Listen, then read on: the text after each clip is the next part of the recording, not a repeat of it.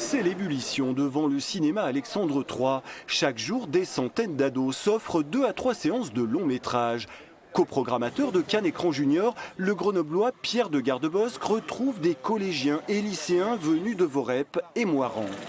Il y a un vrai travail toute l'année au niveau du cinéma avec la MJC, la mairie, pour faire venir les jeunes au cinéma sur collège au cinéma ou lycée au cinéma, par exemple. Ça, c'est très important.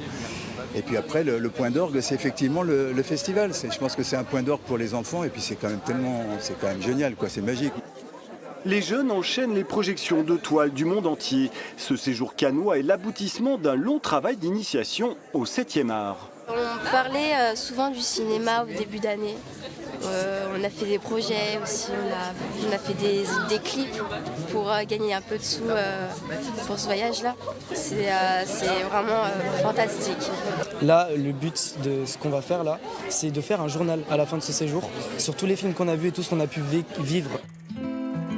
Fufu, peux nous ramener des bières s'il te plaît? Eh, je suis pas ta bonne, hein, t'as des jambes. Oh Fufu, lâche ta claque ou quoi? Parmi les 8 longs métrages sélectionnés par l'équipe de Cannes Écran Junior, Fifi raconte l'histoire d'une ado grandie trop vite qui décide de fuir une ambiance familiale chaotique pour s'ouvrir au monde.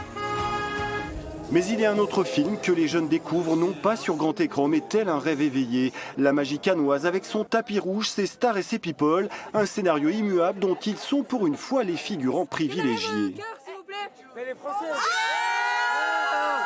En fait, on cherche des stars pour prendre des photos avec eux et faire des souvenirs et les ramener à Grenoble. Hier, on a vu Tom Hanks sur les marches et on a vu Scarlett Johansson. Mais moi, je connais pas les noms.